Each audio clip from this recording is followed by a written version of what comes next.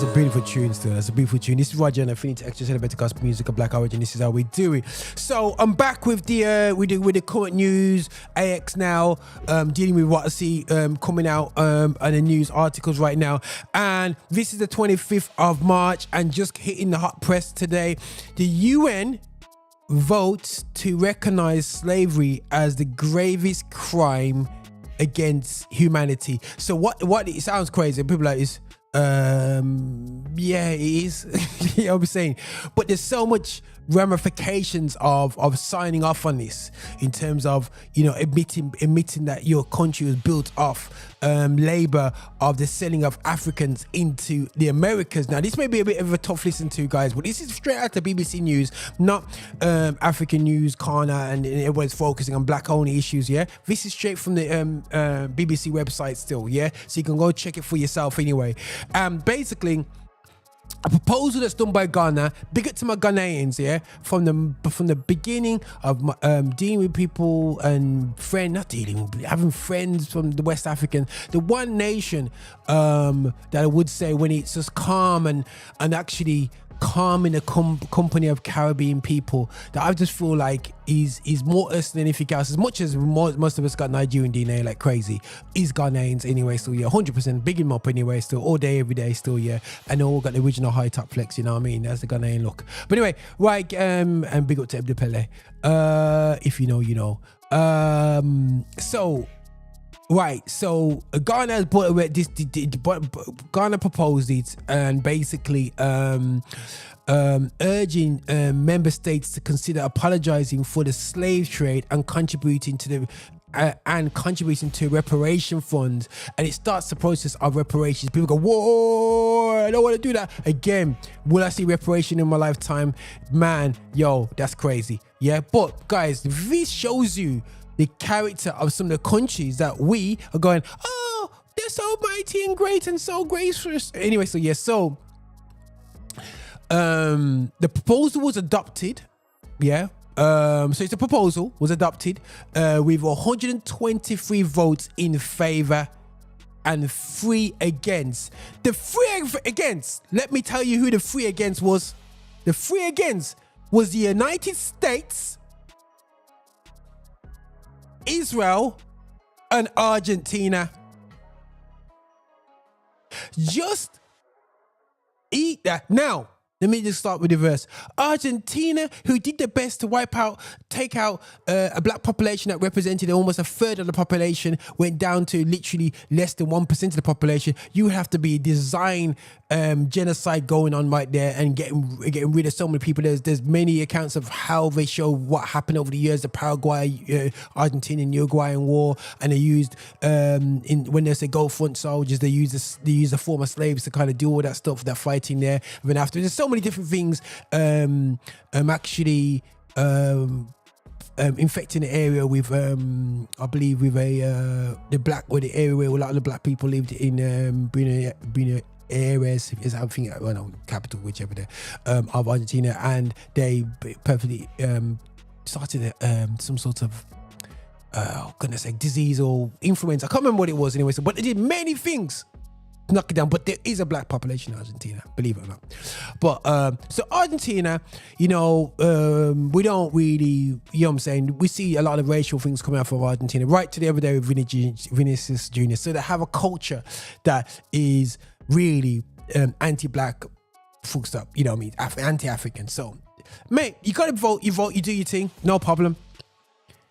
Israel,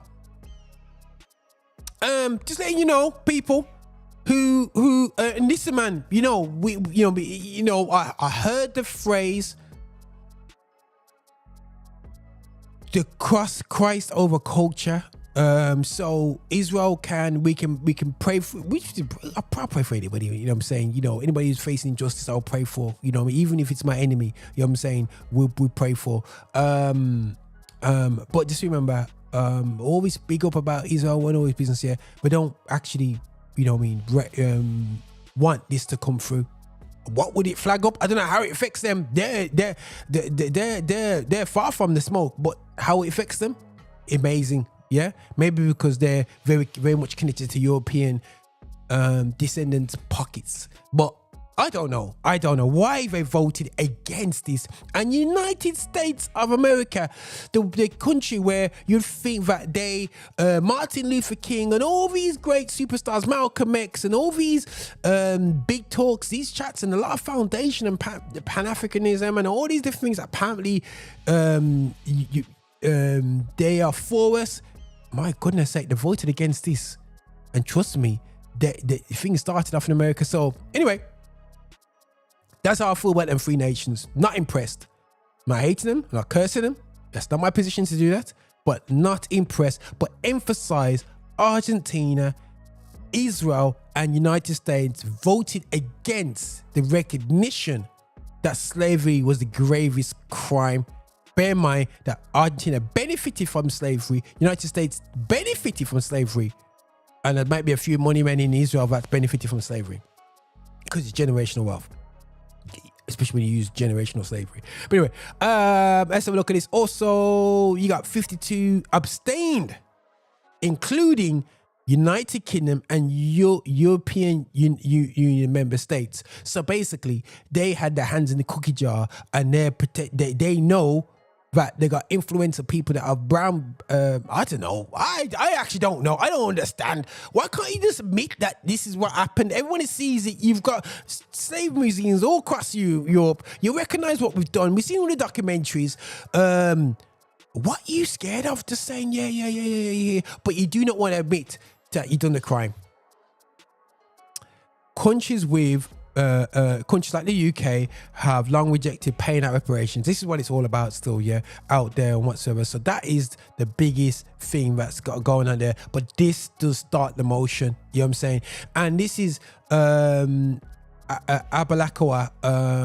who's the guy behind it still.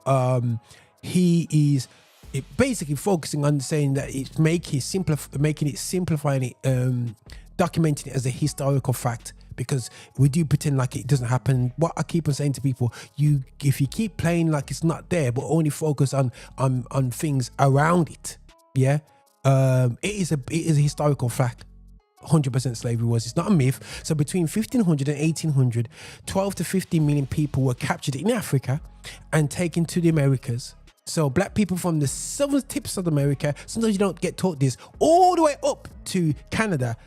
A lot of people that are native to the countries in terms of blacks that are generationally there was brought there by slavery, not by choice, not by deportation. Even though there's an African population that has moved over there of late, or and even if you got Caribbean movement, people coming out of the Caribbeans and South American states going into America, but they're still children of slavery. And this also recognizes that, that this still affects. It says the lead guy behind this has said that many generations continue to suffer the exclusion, the racism because of transatlantic slave trade, which has left millions separated from the continent and impoverished. So for me, it's a case of basically we're saying that we need to recognize the damage that's been caused, because sometimes if you don't recognize the fact that slavery happened, you won't recognize, you won't be able to deal with the symptoms that are shown right now within Caribbean, not only Caribbean communities, but African slave communities. And I say in a sense, not a derogative way, but people that have been birthed through that lineage. It's a very tough line to take, and I do respect Ghana for making it stand, because I find that it's a very tough conversation for people who are African to talk about this, and that's just from my personal experience, because they don't want to talk about this and they actually belittle this just by their actions and how they deal with people who look like them, and they want to dismiss our journey and focus on what's here today, but it's a fact that this happened. What happens next? I don't know, people. Will there be reparations? I doubt it. You know what I'm saying? But the key thing is we have to raise the knowledge. This is not about hate. This is about love. But you cannot pretend like things out. Love is not pretending like you haven't punched the person before. You punched them. We give a hug and we say, move on. So don't punch me again. Yeah? Because I remember you punched me over there. So I know your lick is hard because my jaw's hurting. So, but if you're I didn't punch you. I didn't punch you. So you don't need treatment. So we don't get treated for the punch. but you got a slightly fracture. Next minute, it gets worse, it gets worse, it gets worse, and you can never talk properly because of the fracture. Yeah, we're not taking anything serious. But listen, this is watching Affinity Xtra, showing you how I feel, and this is maybe why there's a lot of things going on about pointing at other people doing slavery when the community, which is based the European community, and actually being told that it's the gravest slavery was the gravest crime against humanity. Wow. Yo. Hi, and thank you for watching. Make sure you subscribe, you like, and you comment, and make sure that you're sharing the videos and watching so much more.